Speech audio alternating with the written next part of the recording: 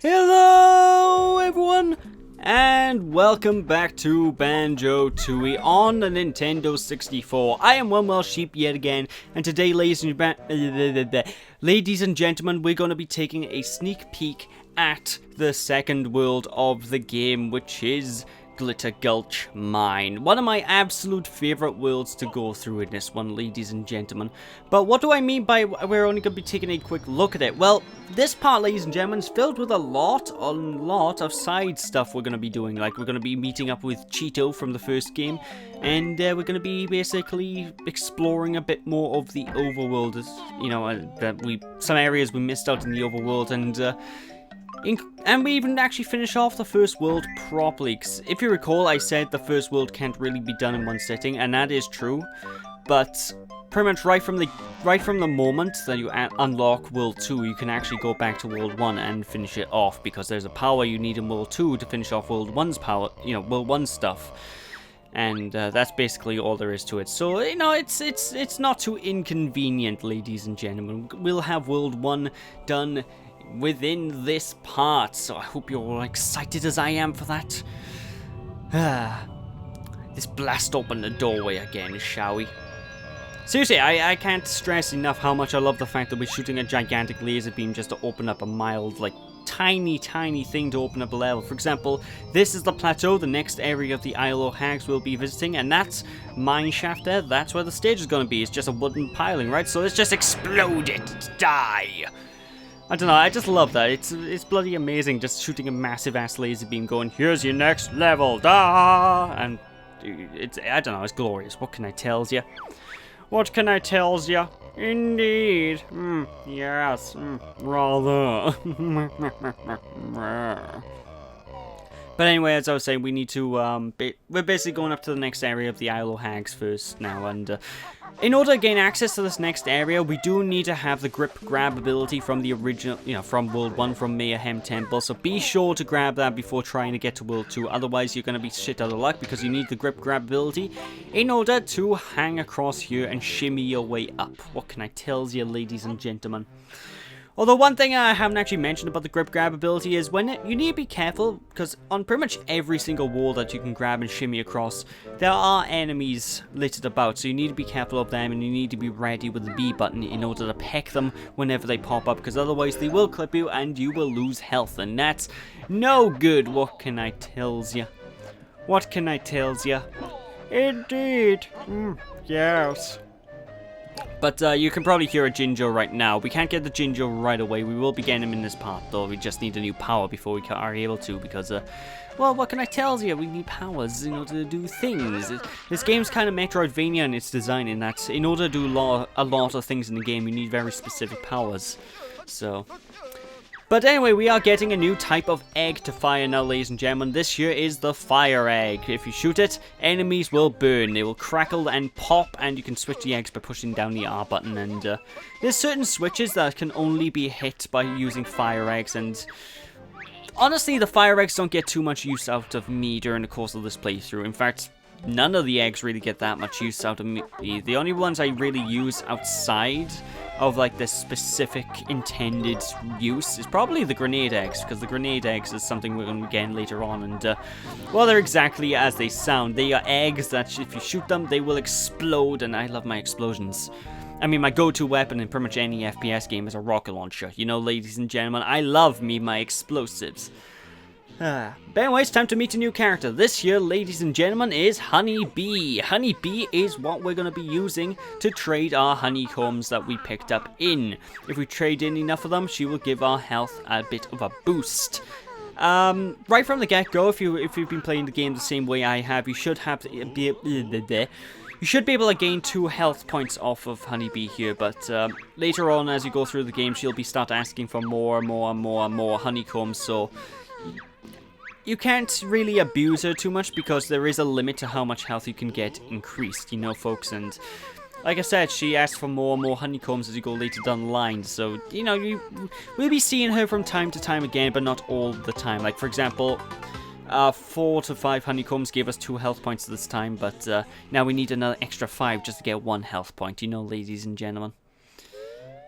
I don't know, I think I may actually prefer the way they did that in the first Banjo Kazooie game, where you got the honeycomb piece and then bada bing bada boom, your health got increased. I don't know, I think I may have preferred that method of doing things first, but you know, I can't complain too much. It's just a little bit of red tape. I don't mind that too much.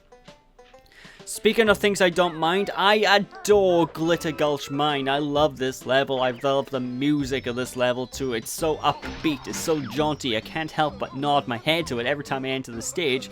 And one thing that's kind of weird about the stage is it's a mine level, right? But this color! You would think, right, if you go into a level like this, it'll be nothing but brown. But no, there's brown, there's purple, there's gold, there's color everywhere in this stage. It just pops with color. Like, one thing I will praise Rareware for is, even in the games where areas that shouldn't have a lot of color, they tend to still look vibrant. For example, let's use Donkey Kong 64 for example. There's a stage in that game where it's literally just a grey factory, but there's so many different lights and stuff about in that level where it still looks vibrant even though it's just a gloomy grey factory. And that's one of the things I love about this game as well, because Rareware do that very well. Even in one of the later stages, which I really despise, Grunty's Industries,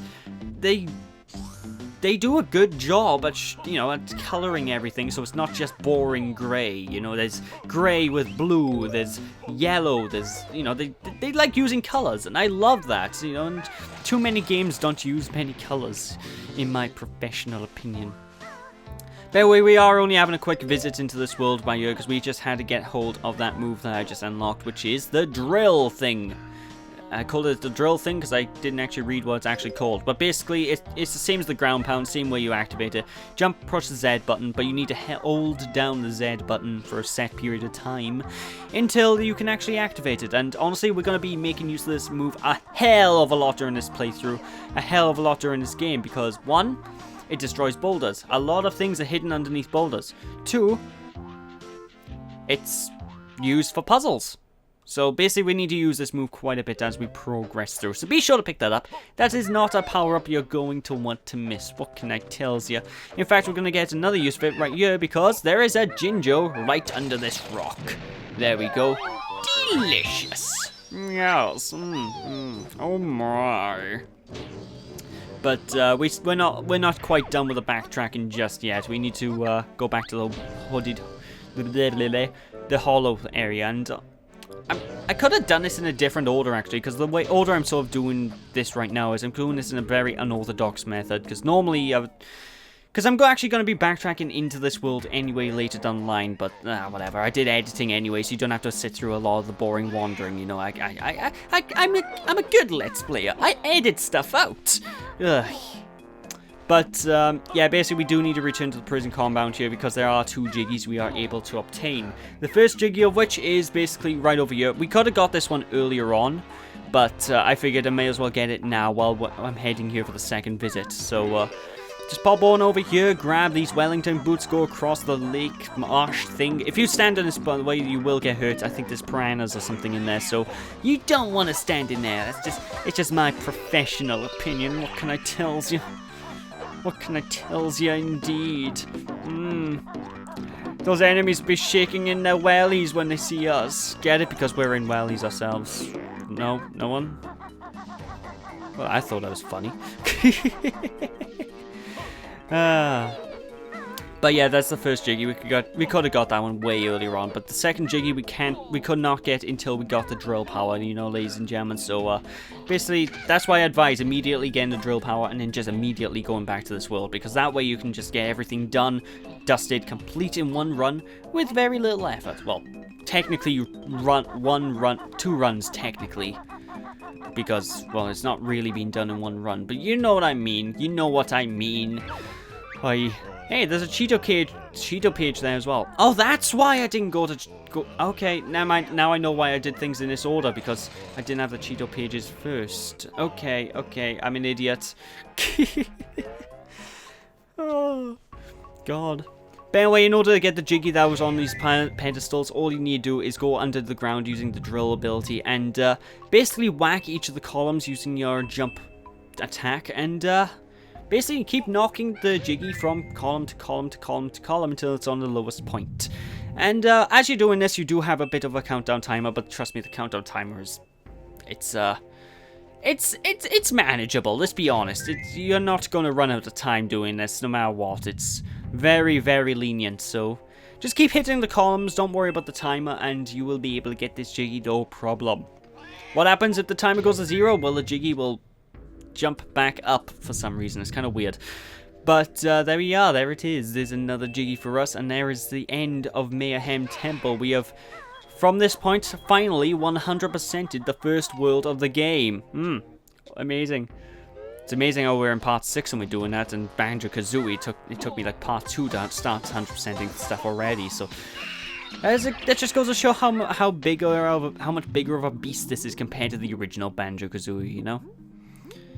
Probably doesn't help I'm cutting these into shorter parts because obviously I don't want it, because I don't think I'll be able to fit entire worlds into like one part. So I don't know. That's just me. But anyway, that is basically it for Mayhem Temple. We are done and dusted right now. We will be revisiting the stage during the course of the game. And the reason why I will explain in a bit in this very same video, but not right away. First things first, I want to go back to Dilberta here and free her because we're about to gain access to the first Jiggy of Glitter Gulch Mine, ladies and gentlemen. I kid you not. And this is a little bit more of the interconnected pathways thing I mentioned earlier on in the playthrough, where each of the worlds are interconnected, because this hallway by here leads us directly into Glitter Gulch Mine. Which means we can basically go through this hole and suddenly, hey, look, we're in World 2 all of a sudden. I don't know, I just love this, you know, and all these stages seem to be connected in ways that make sense as well, which I just give them props for. Unless you excuse minor things like the dinosaur world being next to bloody a Mayan world. If you excuse, well, again, I guess that could make sense. Were there Mayans around in the prehistoric times? I don't know. I don't know my history that well. I'm very silly when it comes to that stuff. Actually, yeah, I don't think so, because I think that was like caveman era. I don't know, a lot of people on YouTube are probably already typing away the keypads with foaming mouths going, "Ah, you don't know what you're talking about, you idiot! How did you school?" I'm just like, I don't know, I don't remember my school. It was a long time ago. But, yeah, just grab the Jiggy once you've sent Dilberta in here, and we are pretty much done with Mayhem Temple through and through and through, ladies and gentlemen. But we aren't going to actually start exploring Glitter Gulch Mine in this part, really, though. Like I said, we're only having a quick, brief look at the world this time. We will be having a proper, full-blown look next part. You know, next part onwards is when we're going to actually start exploring the stage and start clearing it out properly, ladies and gentlemen. Just consider this a nice sneak peek, if you will. What can I tells you? What can I tells you? Indeed. Yes. But, you might be wondering where we go next. Well, we're actually going to be heading back to the good old-fashioned Jinjo Village next, ladies and gentlemen, because behind the Jinjo Village, that's the invulnerability power, I didn't want to use that. Behind the Jinjo Village, there is actually a beached area, as you can quite easily tell. Now, if you go down to this beached area, there's a little bit of a grip grab ledge you can actually jump on and climb across, which I do advise doing because this gives us access to a very special item. In fact, I had an entire part dedicated to this item in Banjo Kazooie 1, ladies and gentlemen. Well, not an entire part dedicated to this one item, but this type of item. There was an entire part dedicated to it in Banjo Kazooie 1, and we're gonna see what it is in a few seconds. Yes, it's a game pack. No, that's not what I dedicated the part to. We need to whack the game pack. So just hit the game pack when you get the chance, and boom. It's the ice key, ladies and gentlemen. Do you remember that? Stop and swap, it returns.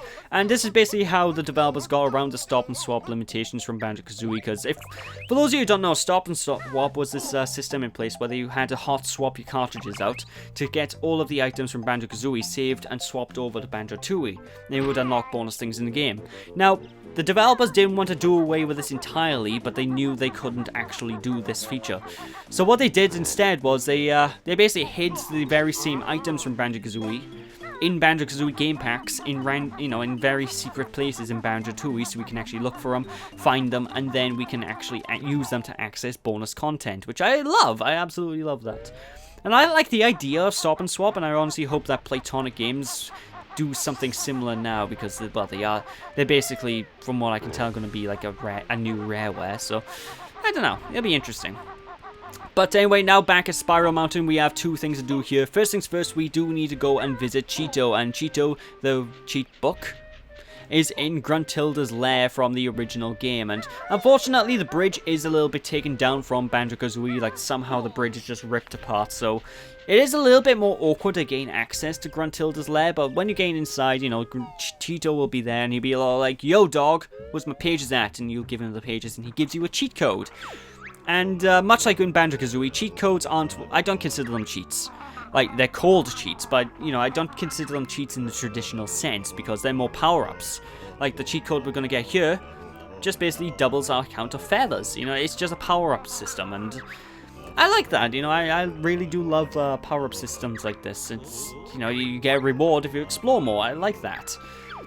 Now, actually, I say that, but then again, there is, like, one Cheeto cheat that you can get that does feel like a legitimate cheat, but I'll be talking about that way later, like, on the last couple of parts of the LP, but,